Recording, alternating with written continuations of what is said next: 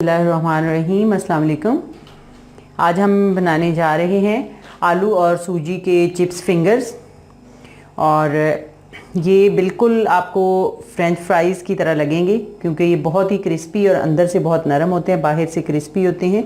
तो जिनको French fries बड़े पसंद हैं उनके लिए ये बहुत ही फेवरेट डिश होगी। और बनाना इसको बहुत ही आसान है। तो इसके लिए बनाने के लिए हमने लिया है सूजी 1 कप, मेजरिंग कप के हिसाब से मैंने ली है। 3 उबले हुए आलू लिए हैं। हाफ़ टी स्पून मैंने ली है काली मिर्च पाउडर और 1 टीस्पून नमक। और साथ ही साथ 1 गिलास पानी का हम इसमें यूज़ करेंगे। तो साथ ही डालेंगे हम पानी के अंदर डाल देंगे नमक, और नमक के साथ ही हम इसमें डाल देंगे काली मिर्च पाउडर। और पानी के गर्म होने का इंतज़ार करेंगे। पानी हमारा गर्म हो गया है तो अब हम इसमें डाल देंगे सूजी डाल के तो इसको मुसलसल हम चम्मच चलाते रहेंगे। इसमें सूजी थोड़ी फूल भी जाएगी और बिल्कुल जब सूजी इकट्ठी होना शुरू हो जाएगी और बर्तन को थोड़ा छोड़ना शुरू करेगी तो उस वक्त तक हम इसको पकाएंगे। ये आप देखें बड़ी जल्दी ही सूजी जो है वो फूल गई है। ये सूजी हमारी इकट्ठी होना शुरू हो गई है, ये आप देखें। तो अब हम इसको निकाल लेंगे और इसको ठंडा होने देंगे। ये हमने सूजी निकाल ली है, इसको ठंडा होने के लिए रखेंगे। और साथ ही हम तीनों आलू कद्दूकश कर लेंगे। ये आलू को हमने कद्दूकश कर लिया है, साथ ही हम डाल देंगे और अच्छी तरह मिक्स कर लेंगे। इसको मिक्स कर लेंगे अच्छी तरह हाथों की मदद से। आपने बहुत अच्छी तरह मिक्स कर लेना है ताकि ये दोनों यकजान हो जाएं। जितना अच्छा मिक्स होगा हमारे पोटैटो फिंगर्स उतने ही अच्छे बनेंगे। ये हमने इसको अच्छी तरह मिक्स कर लिया है, यकजान कर लिया है। ये हमारा मटेरियल चूँकि बहुत ज़्यादा स्टिकी है तो साथ ही हम इस पर थोड़ा सा तेल लगाएंगे, हल्का सा।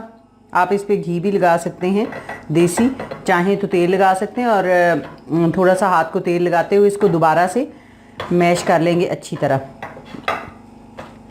हमने पूरा बना लिया है थोड़ा सा ऑयल लगा के, क्योंकि ये स्टिकी है तो हाथ को थोड़ा ऑयल लगा के तो फिर हमने इसको बनाया है। अब इसको 15-20 मिनट के लिए रखेंगे ताकि ये थोड़ा सेट हो जाए। 20 मिनट हो गए हमें रखे हुए। अब हमने, अगर आपकी स्लेब बड़ी अच्छी साफ़ है तो आप उसी पे बना लें, नहीं तो आप किसी भी बेस को रख के तो उस पर ऑयल लगा के, क्योंकि ये स्टिकी है तो चिपके नहीं, इस पर भी ऑयल लगा लेना है और रोलर के ऊपर भी ऑयल लगा लेना है। तो हम इसकी एक चपाती टाइप बेल लेंगे।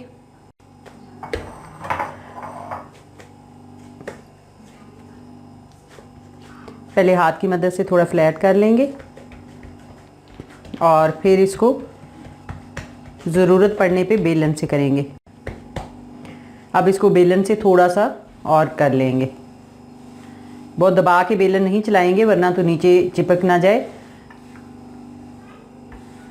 बस हमें इतना ही मोटा रखना है, तकरीबन आधे इंच के जितना। ये आप देखें, इससे ज़्यादा मोटा नहीं रखना। तो ये हमने बेल लिया है। अब इसकी हम काट लेंगे। जितने आपने चिप्स रखने हों आप उस हिसाब से इसको काट सकते हैं, उतना चौड़ा।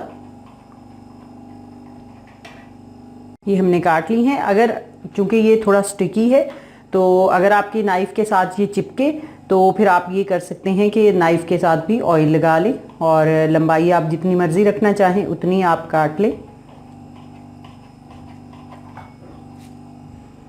जैसे ये भी चिपक रहा है तो इस पे हल्का सा ऑयल लगा लेंगे।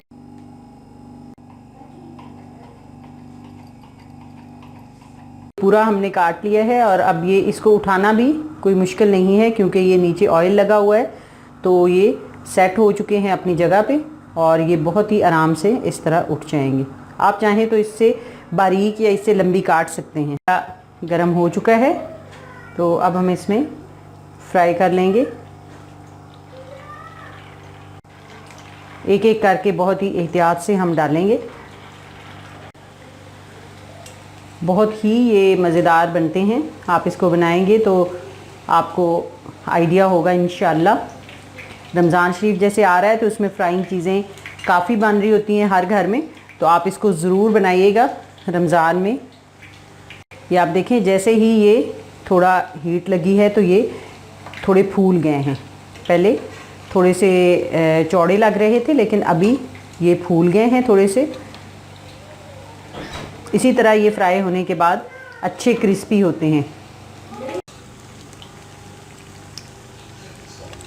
दोनों साइडें फ्राई कर लेंगे, टर्न कर करके फ्राई। ये फ्राई हो चुके हैं तो अब हम इनको निकाल लेंगे।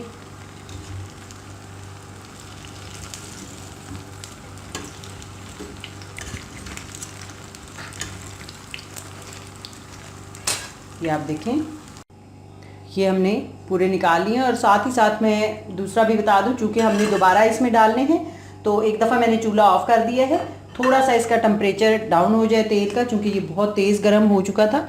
तो अब जैसे ही थोड़ा सा ये नॉर्मल होएगा तो दोबारा हम इसमें डाल देंगे और आग फिर जला देंगे।